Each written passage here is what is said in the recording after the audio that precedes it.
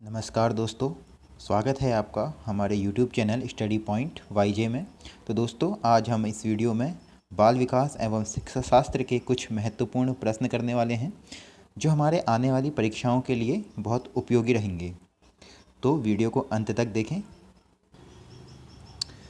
तो चलिए शुरू करते हैं। पहला प्रश्न है, कोई शिक्षिका अपने विद्यार्थी को क्या कहे कि उन्हें भीतरी प्रेरणा के साथ कार्य करने के लिए प्रोत्साहित कर सके। तो एक शिक्षक को क्या कहना चाहिए ऐसा कि बच्चे के अंदर प्रोत्साहन की भावना आए। तो टीचर क्या कहेगा, इसे करने की तुम कोशिश करो, तुम ज़रूर सीख जाओगे। तो डी इसका राइट आंसर है इसे करने की कोशिश करो, तुम सीख जाओगे।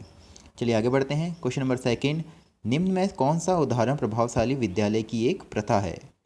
तो प्रभावशाली विद्यालय की एक प्रथा कौन सा उदाहरण होगा। आपको यहाँ पे 4 ऑप्शन मिलते हैं और इसका जो राइट आंसर है वो है व्यक्तिक सापेक्ष अधिगम। चलिए आगे बढ़ते हैं। क्वेश्चन नंबर थर्ड, राष्ट्रीय पाठ्यचर्या की रूपरेखा 2005 के अनुसार अधिगम अपने स्वभाव में कैसा है। तो अधिगम अपने स्वभाव में, इसका राइट आंसर जो है वो हो जाता है ए, सक्रिय और सरल है।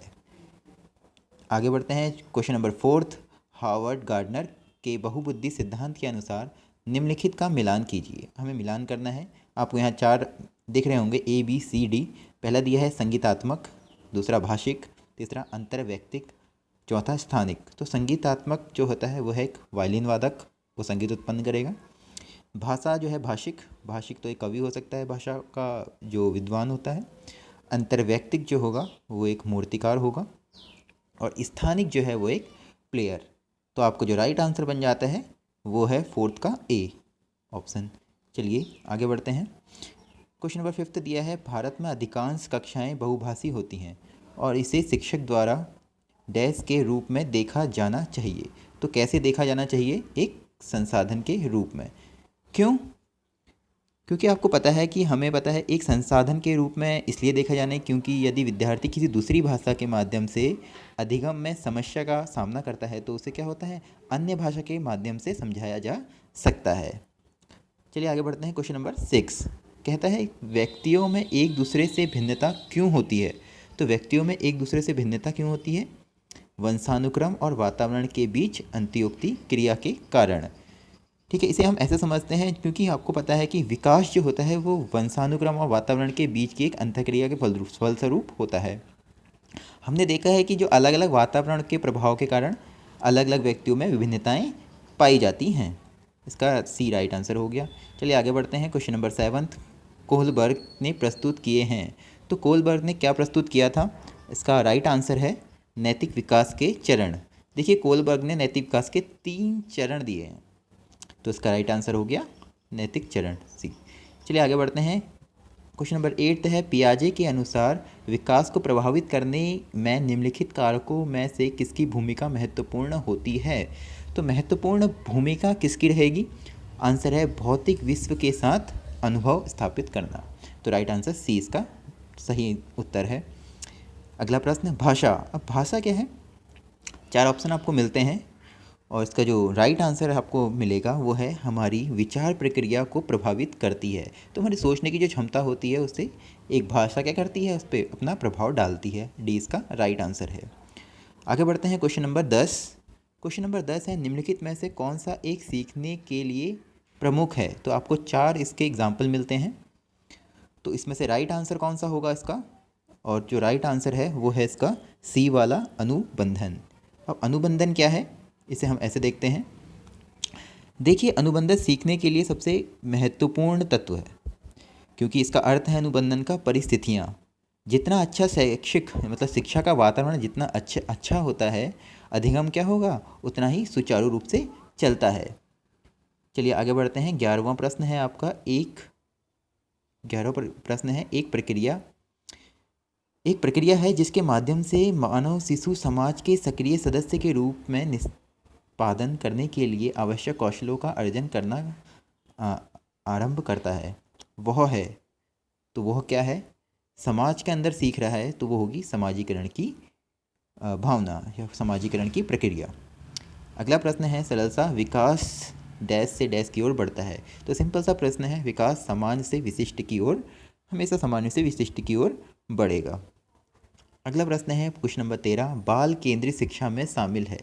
तो बाल केंद्रित शिक्षा में क्या शामिल है आपको इसके 4 ऑप्शन मिलते हैं और राइट आंसर है बच्चों के लिए हस्तपरक गतिविधियाँ। इसका राइट आंसर आपको ए वाला इसका राइट आंसर मिलता है।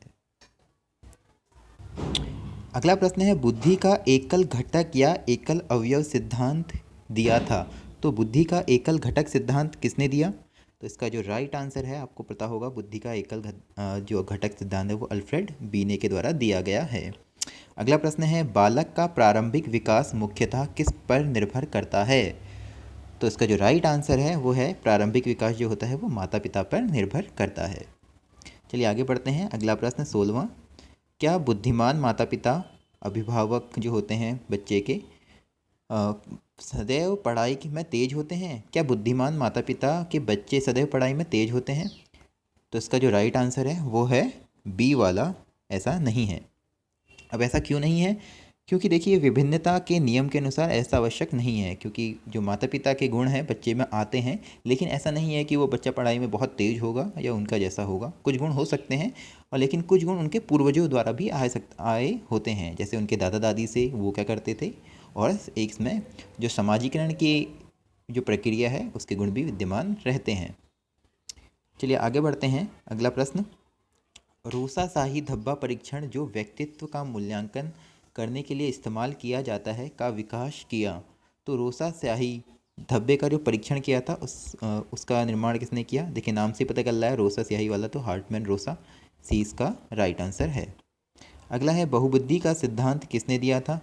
सभी को इसका आंसर पता होगा, बहुत बार आया हुआ है। बहुबुद्धि का सिद्धांत किसने दिया था? अभी ऊपर भी क्वेश्चन आ चुका है। इसका राइट आंसर है इसका सी वाला, हार्वर्ड गार्डनर। चलिए आगे बढ़ते हैं। क्वेश्चन नंबर 19, इनमें से कौन सी ग्रंथि को नियंत्रित करती है तथा इस प्रकार शरीर की सामान्य और अनुपातिक विकास को प्रभावित करती है? तो जो इसका राइट आंसर हो जाएगा वो हो जाएगा डी, इनमें से कोई नहीं। क्वेश्चन ये है कि इनमें से कौन सी जो ग्रंथि है वह स्वयं को नियंत्रित करती है। तो स्वयं को नियंत्रित करने वाली जो ग्रंथि है उसका नाम है स्वनियंत्रित ग्रंथि। इसका राइट आंसर होना चाहिए था डी वाला, इसलिए इस ऑप्शन में नहीं है, तो डी इसका राइट आंसर हो गया। चलिए आगे है अगला प्रश्न, सीखने के नियम के प्रतिपादक कौन है? तो 20वें का जो राइट आंसर है वो है थॉर्नडाइक। देखिए थॉर्नडाइक ने जो सीखने के 3 नियम दिए थे, ठीक है, अभ्यास का नियम, प्रभाव का नियम और तीसरा तत्परता का नियम, और इसी के साथ उन्होंने 5 इसके सहायक या गौड़ नियम भी दिए हैं। चलिए आगे बढ़ते हैं अगले प्रश्न की तरफ। क्वेश्चन नंबर 21, किस मनोवैज्ञानिक के अनुसार विकास एक सतत और धीमी धीमी प्रक्रिया है? तो कौन से वैज्ञानिक से जिसके अनुसार विकास एक धीमी प्रक्रिया कहा गया? तो इसका राइट आंसर है वो है स्किनर।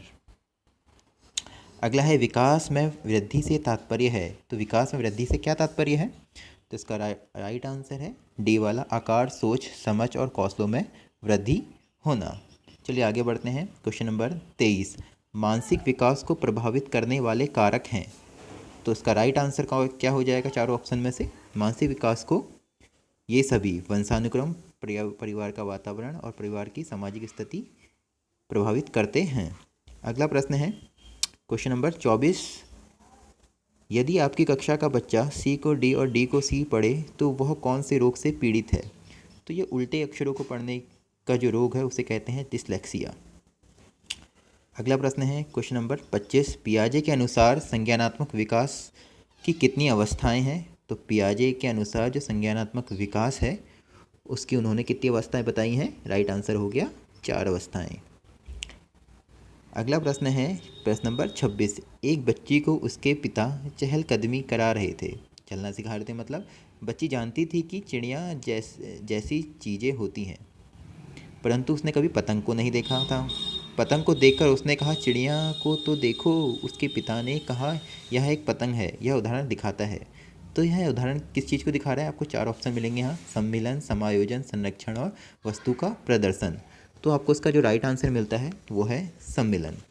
देखिए इसमें होता क्या है, आपने देखा होगा 2 वस्तुओं में अंतर ना कर पाना, ये किसका उदाहरण है? सम्मिलन का उदाहरण होता है। तो यहाँ पे बच्चा पतंग और चिड़िया पे क्या कर रहा है? दोनों में अंतर स्पष्ट नहीं हो पा रहा है, तो ये कहलाता है सम्मिलन की अवस्था। अगला है क्वेश्चन नंबर 27, कौन सा सीखना स्थायी होता है? सिंपल सा क्वेश्चन है, आपको 4 ऑप्शन मिलते हैं, रटकर, सुनकर, समझकर या देखकर। तो आपको सिंपल सा राइट आंसर मिल जाएगा सी, समझकर, स्थायी होगा। ठीक है। अगला प्रश्न है क्वेश्चन नंबर 28, निम्न में से क्या बच्चों के सृजनात्मक के विकास में सहायक नहीं है? तो यहाँ नहीं होने की बात की गई है, तो क्या नहीं हो सकता? खेल, भाषण, कहानी लेखन या निर्माण संबंधी क्रियाएं। तो बच्चों के लिए भाषण का कोई महत्व नहीं है यहाँ पे, तो इसका राइट आंसर बी वाला हो जाएगा। अगला प्रश्न है 29वां, शिक्षा में फ्रोबेल का महत्वपूर्ण योगदान था। तो फ्रोबेल का किसमें था? किंडरगार्टन विधि के द्वारा।